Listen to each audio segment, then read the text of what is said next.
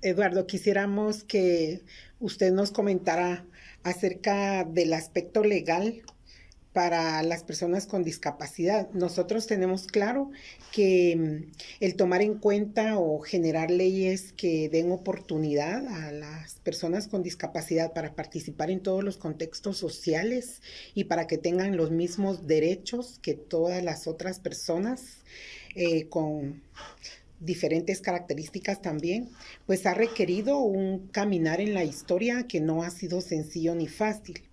Por ejemplo, hace algunos instantes estábamos hablando de la palabra integración e inclusión y también hablábamos que en una época se tenía por costumbre crear centros educativos en los que se colocaban allí a las personas que tuvieran alguna discapacidad visual o auditiva y que hacía que no se relacionaran con los otros grupos sociales, sino que los alejaban. Sin embargo, eso ha tenido cambios bastante notables a través de la historia, no solamente en Guatemala, sino en otros países, básicamente en Europa, Estados Unidos. Se han generado esos cambios y luego han venido esos cambios como un mensaje de reflexión para nuestra sociedad y aquí también se han hecho ciertos cambios. Me gustaría que usted nos hablara acerca de la parte del marco legal. Es muy importante para la concientización acerca de la inclusión.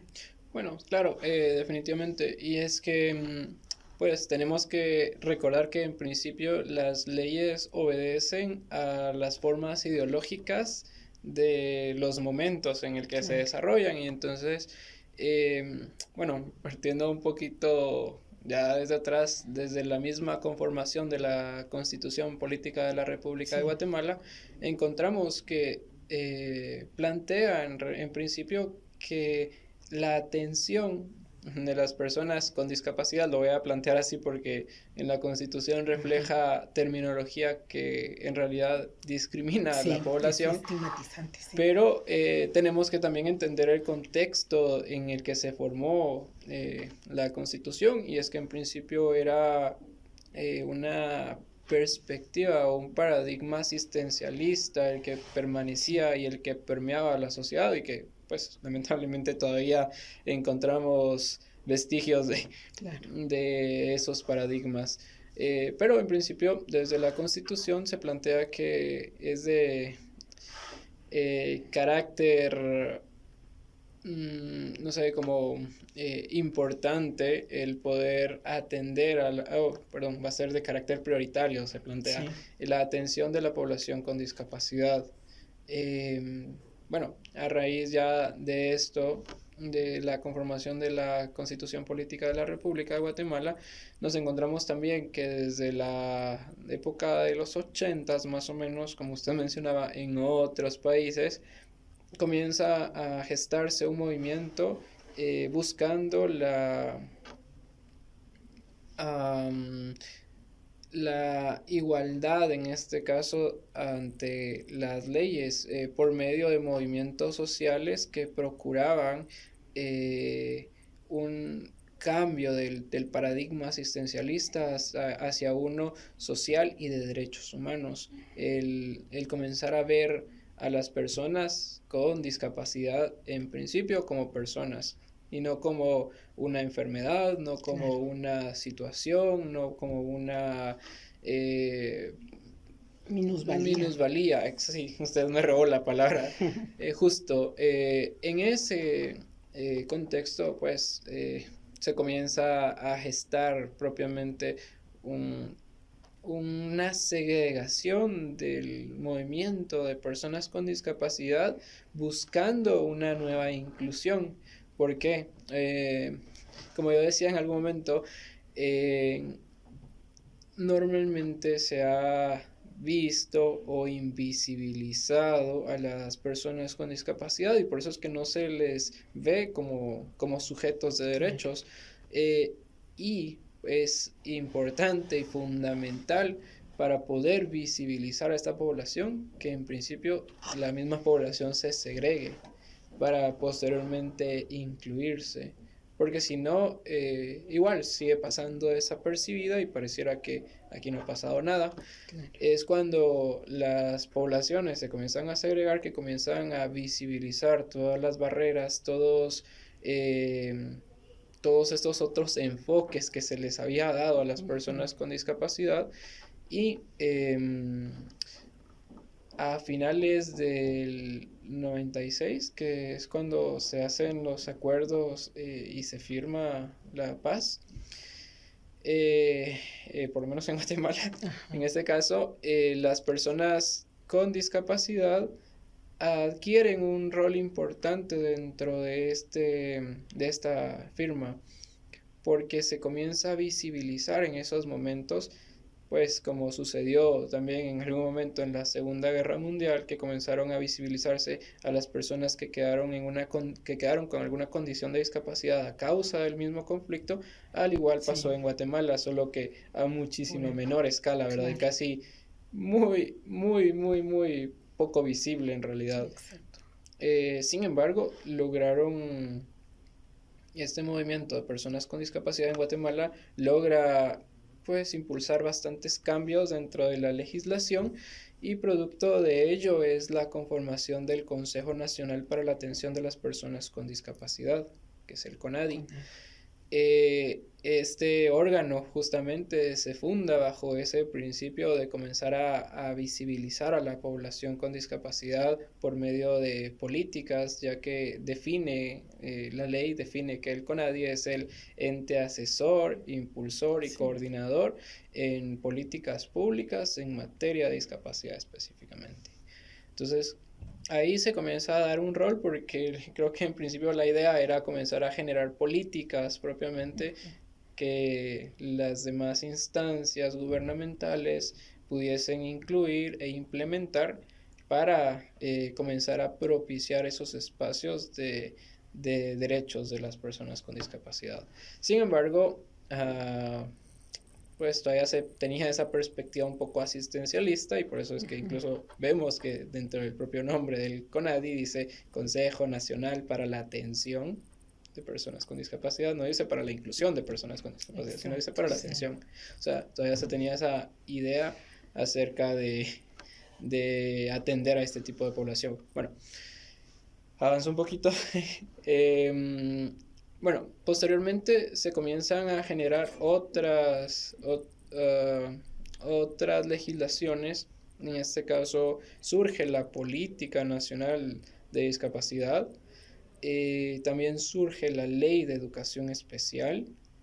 Y creo que estos dos instrumentos son bien importantes, principalmente la Ley de Educación Especial, aunque todavía nos damos cuenta que tiene concepciones o tiene implícitas concepciones que no van de acuerdo a un proceso de inclusión, sino todavía permanece esa característica asistencialista.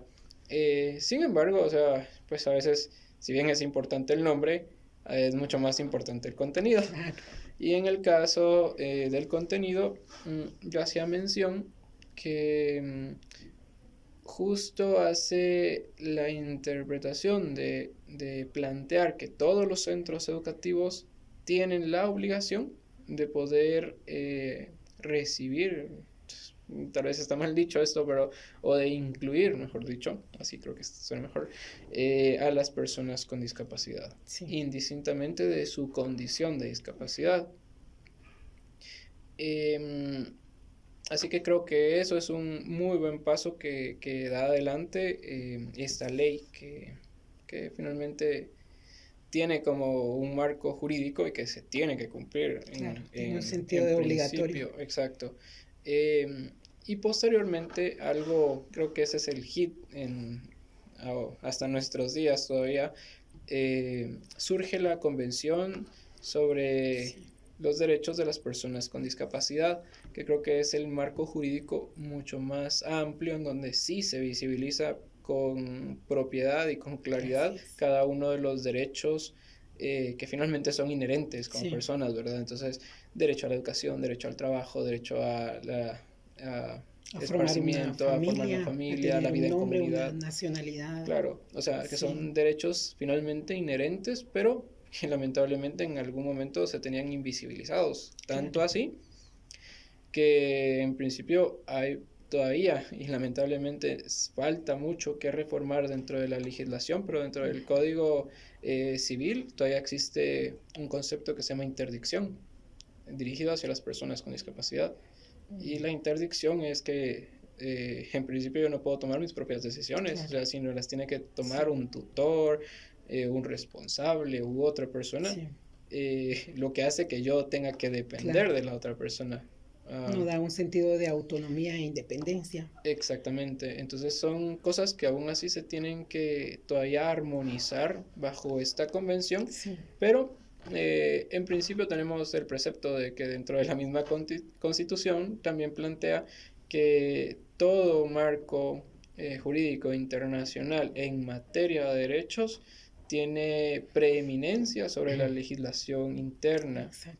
Bueno, esto no, a veces se entiende o se sobreentiende que es superior a la Constitución, pero en realidad no es superior a la Constitución, porque la Constitución es la que le da vida a este precepto, por lo tanto, este marco, digamos, queda todavía abajo o al nivel de la Constitución, ¿sí? Sin embargo, el resto de legislación sí queda abajo de la convención. Por lo tanto, debiese de cumplirse en principio la convención, Claro. aunque exista legislación que no es adecuada o que no es apta como esta parte de interdicción, debiese de suprimirse automáticamente y ya no considerarse, sino únicamente considerarse la convención. Pero esos son problemas ya de abogados. Entonces, Claro. creo que ahí es un poco complicado porque existen tantas situaciones y como finalmente queda siempre la ley a criterio de la interpretación que se le pueda dar. Entonces, todavía tenemos esas debilidades en este caso, pero la convención es clara y plantea que debe de armonizarse toda la legislación interna en base a los derechos de las personas con discapacidad. Algo importante es tal vez comenzar a tener ese cambio de ideas. Por ejemplo, en la ley notarial plantea que una persona con discapacidad no puede ejercer como abogado y notario, pero eso es en el artículo 1, si mal no estoy, en el artículo 2 creo que es, de la ley notarial, pero en el artículo 5 plantea nuevamente que sí, cualquier otra persona puede ejercer media vez tenga el conocimiento y sus condiciones no sean un obstáculo para que pueda desarrollarse plenamente y ejercer. En este caso, una persona con discapacidad puede realmente ejercer, pero todavía está esa contraparte como mencionaba. Ajá. O sea que algunos plantean que sí y otras personas que no. Y como queda mucha interpretación, debiésemos de regirnos bajo la convención que plantea que igual toda persona puede ejercer sus derechos plenamente. O sea, en el caso de educación, regresando, existen, bueno, aquí habíamos que obviamente todos los centros educativos tienen la obligación de recibir o de incluir a personas con discapacidad. Pero todavía nos encontramos con barreras como las que mencionaba, es que aquí no tenemos las condiciones, no tenemos a un maestro sombra o un maestro especializado o a un maestro de educación especial como se le conoce todavía, o no tenemos un asesor pedagógico, yo qué sé, o sea, ponen que no tienen a los profesionales necesarios. Y otra de las perspectivas que plantean es que no tienen la infraestructura necesaria. Y eso creo que todavía es una deuda que se tiene de parte de cualquier centro educativo porque en su mayoría son inaccesibles y efectivamente ahí vemos que en algún momento puede...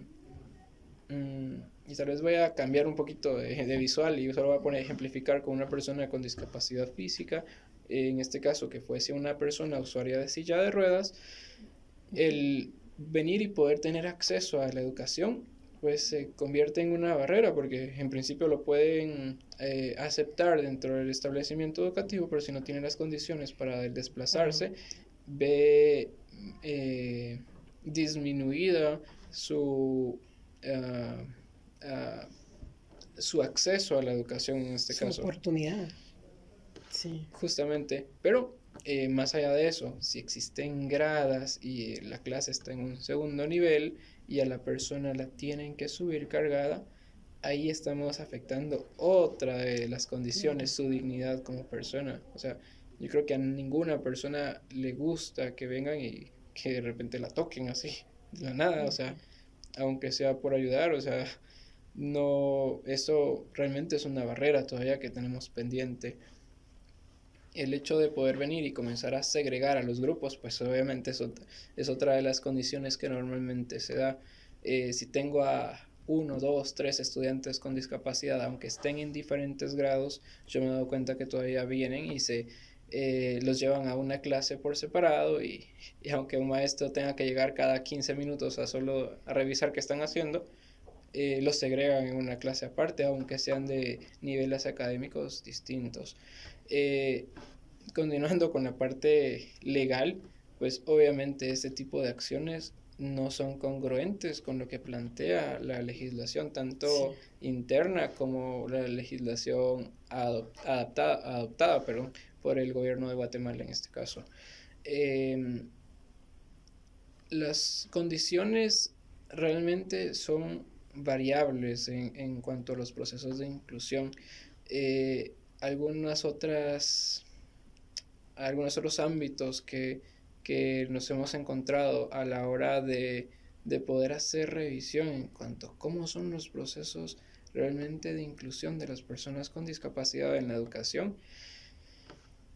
Vemos que no existe, bueno, ni la voluntad de los docentes, no existen las condiciones de la infraestructura, no existe ni siquiera la obligatoriedad de los marcos jurídicos, o sea, no existen todas las condiciones que debiese de tener una persona para poder incluirse plenamente en un sistema educativo. Y entonces la contraparte es, bueno, realmente vamos a tomar a los niños con discapacidad y obligarlos a llegar a esos centros educativos que en principio no tienen las condiciones, y ahí hay un dilema bastante complicado. Y en este caso yo como persona con discapacidad busco tratar de generar esos espacios, cambiar esas actitudes, ver en qué otros establecimientos educativos sí se puede tener al estudiante, porque lamentablemente aquí no, como ya planteé, no se cumple precisamente la legislación y los procesos son muy complejos para poder comenzar a interponer demandas y cuestiones similares en función de estas condiciones de discapacidad, a pesar de dentro del Código Procesal Penal sí existe la tipificación de discriminación por discapacidad. O sea, y eso es algo que tal vez hay que fomentar un poco más, porque en principio si existiese un proceso que que se siga por alguna de las escuelas, ya sea pública, privada, por un profesor o por un director, no sé, realmente eso sí es un poco más serio, porque sí puede llegar a tener una sanción condenatoria, por ejemplo. O sea, ahí vemos como en algún momento sí existen marcos jurídicos que pueden utilizarse, que pueden plantearse, pero creo que finalmente la idea no es esa. O sea, la idea es comenzar a generar... Claro, no es llegar a esos procesos, sino es comenzar a generar conciencia dentro de la población. Porque obviamente no va a ser lo mismo cuando yo vengo y voy a una escuela con un profesor y le digo, bueno, mire, si no incluye a este niño, se puede ir preso. O sea, obviamente va a decirme que sí, pero el trato va a ser pues casi que inhumano en este caso. O sea, entonces esas son las condiciones que muchas veces tenemos o que se afrontan o que se enfrentan buscando esos procesos de inclusión. O sea, el venir y todavía tratar de tocar la puerta a la sociedad, en este caso, para poder incluir a las personas con discapacidad previo a poder hacer alguna acción enmarcada dentro de lo legal. Sí, y considero muy importante, Eduardo, en toda esta parte del marco legal jurídico, la importancia de que los profesores y profesoras hagamos también divulgación y concientización a través del conocimiento de los documentos y los marcos legales que ya existen. Por ejemplo, el documento de la convención es sumamente importante porque Guatemala es un país parte de la convención. Si ignoramos que existen estos documentos y que se ha llegado a estos acuerdos, pues muy poco vamos a hacer para que se dé el cumplimiento, porque básicamente ni siquiera sabemos que existe. Creo que parte del compromiso de ser docente para generar inclusión es el hecho de que hagamos una lectura, ¿sí? Y hagamos una reflexión sobre los documentos que ya están plasmados, y que de alguna manera esa lectura nos permita comprometernos con tomar acciones mucho más concretas o más concretas y directas para que la inclusión sea cada día una realidad y no solamente algo que queda escrito e impreso. Considero muy importante esto porque el conocimiento de la ley es el que nos permite accesar al cumplimiento de la ley. Si no conocemos, pues tampoco vamos a cumplir definitivamente por una cuestión de ignorancia de la ley. Claro, sí, y en principio es algo un poco complejo, porque los instrumentos están y creo que existen un montón de acciones afirmativas en función de poder promover este tipo de instrumentos. Se hacen constantemente campañas de divulgación. El Sí. acceso ahora para esta documentación es tan sencilla de poder adquirir, eh, para cualquier grupo poblacional. O sea, está en audio, está en digital, está en físico, o sea, está en cualquier eh, eh, formato que uno considere de, de fácil acceso. Además de ello, tenemos que sí propiciarlo entre los mismos docentes. Creo que una de las mayores barreras ha sido el no ser empático hacia este grupo poblacional, porque no nos encontramos en ese momento con un estudiante en esta condición.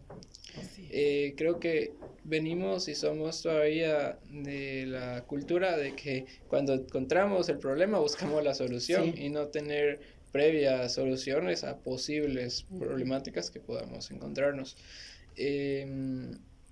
Como repito, yo creo que esta documentación es muy sencilla de adquirir o de encontrar en cualquier sitio. Em, por otro lado, como repetía, existen muchas acciones afirmativas que debiesen de comenzar a tener efecto, pero por cuestiones de actitud. Creo que regreso otra vez a la parte actitudinal, puesto que en principio esa es la mayor de todas las barreras, el ser indiferente ante las condiciones de otros grupos sociales que no sean similares al mío. Eso nos genera una barrera y un desinterés bastante importante en cuanto al venir y poder fomentar procesos de inclusión hacia personas con discapacidad. Bien, Eduardo, pues hay mucho camino por recorrer aún y lo que hemos conversado pues nos permitirá como ir sentando ciertas bases de reflexión para saber qué es lo que correspondería hacer en este momento y en este tiempo en nuestro sistema educativo, en nuestra función como profesores, en nuestro acompañamiento como familia y en todos los grupos sociales en los que tengamos que participar todos como personas y aportar. Creo muy importante eso. Y pues hay una parte de su experiencia, Eduardo, que quisiera que enfocáramos y es el hecho de que usted pues es un activista de derechos humanos para personas con discapacidad. Me gustaría mucho que usted nos compartiera qué significa ser activista, cuáles son como los espacios en donde se ha permitido o se ha podido abrir brecha para hacer activismo y qué resultados ve usted de este trabajo arduo que ha realizado o que han realizado en un colectivo. Bueno, en principio el poder decir que aún en Guatemala el activismo se ve como un proceso de caridad, ¿sí? Enfocado hacia distintos grupos, o sea, ahí sí incluye toda esa diversidad o esa gama de diversidad que es nuestra sociedad y que en realidad es muy rica en diversos aspectos.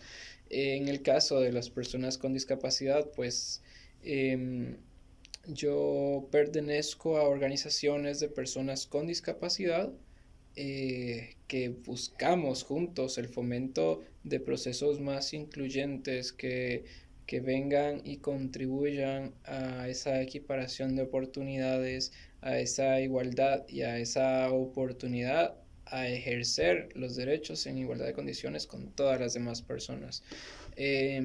Desde este punto, pues pertenezco a una asociación que es pues un referente a nivel Guatemala y casi Centroamérica, que es la Asociación Nacional de Ciegos de Guatemala.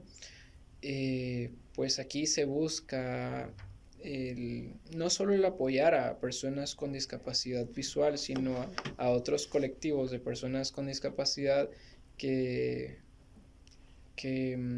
se encuentren con barreras en nuestras sociedades. Aparte de ello, yo trato de dar seguimiento a procesos de discriminación y específicamente dentro del ámbito de la educación superior. Pues en el caso de la Universidad de San Carlos de Guatemala principalmente, buscamos que se comiencen a gestar esta nueva concepción de educación superior incluyente, puesto que en realidad no hace mucho tiempo se comienza a visibilizar ya este colectivo dentro de las aulas de educación superior.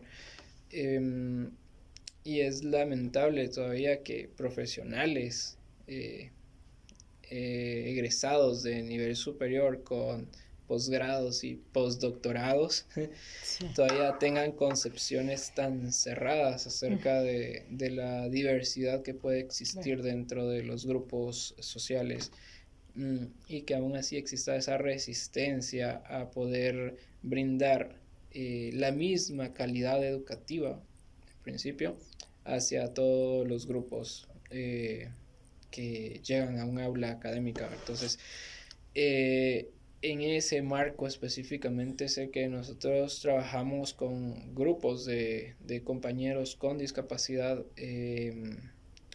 Se ha logrado posicionar en el caso de la San Carlos, que es donde más hemos estado trabajando un poco, incluso una organización estudiantil propiamente de personas con discapacidad, que es básicamente lo que decía, en algún momento sí debemos segregarnos para poder visibilizarnos, porque si no se sigue invisibilizando el tema, y es que dentro de la sociedad tenemos un problema finalmente. En principio no tenemos estadísticas reales acerca de la cantidad de personas. Existen aproximaciones, existen algunas propuestas a nivel internacional de cuántas personas con discapacidad existen. Por ejemplo, en el caso de Guatemala, recientemente la ENDIS refleja un 10.2% de la población con alguna condición de discapacidad. Y hay que mencionar que esta encuesta no toma a niños menores de 6 años, por ejemplo. O sea que ahí hay otro grupo poblacional que todavía queda libre. Exacto. Y otras propuestas en cuanto a internacionales, en cuanto a las probabilidades de que existan en países en vías de desarrollo como el nuestro, alrededor de un 15% de la población con alguna condición de discapacidad. Bueno, menciono estos datos porque finalmente en el caso de Guatemala no se tiene todavía esa claridad. O sea, hablamos de un 10.2% que a mí me parece todavía muy bajo, como ya lo decía, no se tomó en cuenta algún grupo poblacional y es una encuesta, o sea, que todavía tiene mucho que El dar sesgo. Ujú. en comparación a un censo propiamente. Eh, y se invisibiliza, o sea, somos de las personas que planteamos que, eh, bueno, si son muchos, que es mucha plata para invertir, si son muy pocos, que son muy pocos, entonces no tenemos necesidad de invertir esa plata, entonces Sí, no encontramos siempre un punto de equilibrio donde sí realmente se pueda visibilizar a este grupo poblacional y es aquí donde nosotros entramos tratando de visibilizarlo. Paralelamente se hacen informes que se envían en algún momento a diferentes instancias. En el caso de Guatemala, por ejemplo, como parte o como signatario finalmente de la Convención sobre los Derechos de las Personas con Discapacidad, debe de entregar un informe con los avances, con lo que está haciendo, pero obviamente sabemos que el Estado de Guatemala va a pintar maravillas y no va a decir lo que no está haciendo, ¿verdad? Entonces tienen que haber grupos de oposición que vengan y planteen realmente lo que no se está haciendo, ¿verdad? claro, la realidad. Exacto.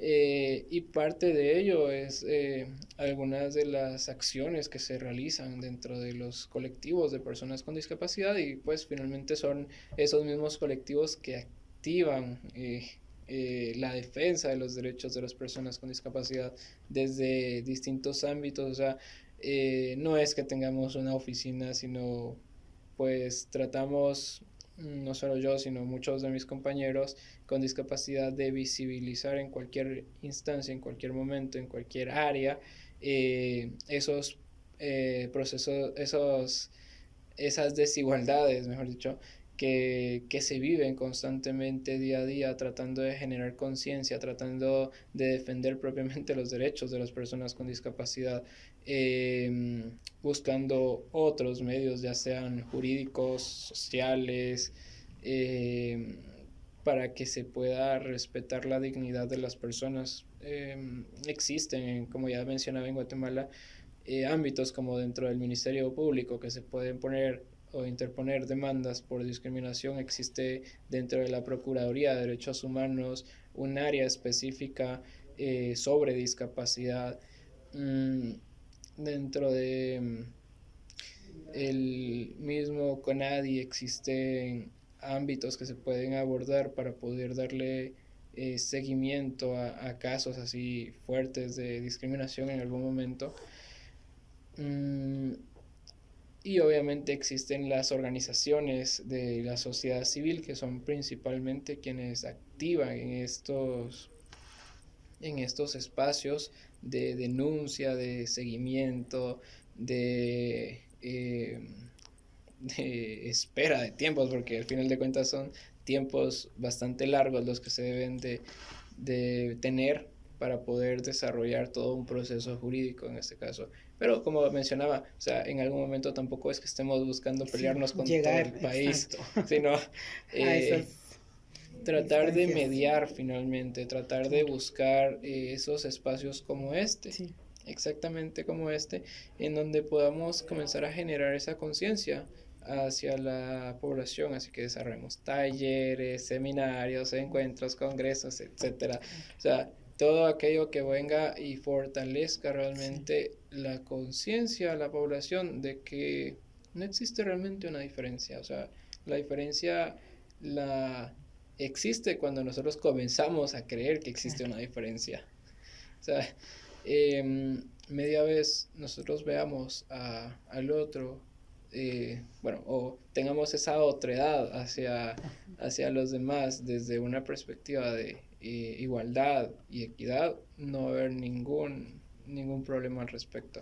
Pero sí, a eso eso básicamente es parte eso es parte de de lo lo que que se hace. hace Ajá, o como sea, activista. sí, claro, o sea, los procesos de inclusión, principalmente Claro, laborales, académicas, sociales, sociales, sí, o sea, todo son muchas acciones que se van desarrollando y que principalmente se van buscando los espacios donde poder desarrollarse. ujú, Sabemos que finalmente, uno, el ámbito educativo es un una piedra angular para poder desarrollar un proceso laboral, pero nos encontramos también con que existen muchos profesionales que egresan de la educación superior y terminan desarrollando actividades laborales. Pues toda labor realmente es digna, pero a veces no va en función de la capacidad de la persona. Entonces vemos a personas graduadas sacando fotocopias y, o sea, no es congruente realmente, y tal vez es una persona con bastante conocimiento para poder desarrollarse en otro ámbito, pero no tiene esa oportunidad dentro del área laboral por las mismas estigmas o prejuicios que se tienen acerca de las personas con discapacidad. Entonces, lo que se busca finalmente como activista es comenzar a cambiar esa mentalidad, buscar los espacios, a abrir los espacios en algunos casos y tratar de fomentar esa igualdad y que se tenga otra concepción acerca de las personas que tienen una condición de discapacidad. Gracias, Eduardo, por compartir toda esta experiencia y conocimiento que usted tiene. Considero que, como mencionaba anteriormente, el camino por recorrer es muchísimo más amplio y extenso de lo que imaginamos. Sin embargo, también considero que hay retos, oportunidades y transformación que viviremos en los próximos años y en los próximos espacios sociales que permitirán darnos cuenta de la importancia de la inclusión como un factor fundamental para el desarrollo social de la familia, de la comunidad y la sociedad en general y de un país como el nuestro. Así que gracias por compartir estas experiencias con nosotros y que sea posible dejarlas plasmadas en un documento como este para que otras personas al escuchar y ver puedan reflexionar acerca del tema. Claro, no, yo creo que igual yo agradezco el espacio. Como ya mencioné, creo que el poder tener ya estas disposiciones, el poder tener esta voluntad, refleja que realmente tanto los esfuerzos que se han estado haciendo desde hace mucho tiempo por personas con discapacidad ha logrado tener impacto, ha quedado esa semillita de inquietud en muchas personas y han comenzado a ver que realmente el apostarle al tema de inclusión no solamente responde a las necesidades de la población con discapacidad, sino responde a las sociedades en general, buscando esa participación como personas al final, como todas las personas de una sociedad. Entonces yo agradezco mucho el espacio también y pues espero que realmente esto sea instructivo y que sirva para comenzar a dejar semillitas en más personas de inquietud. Muchas gracias.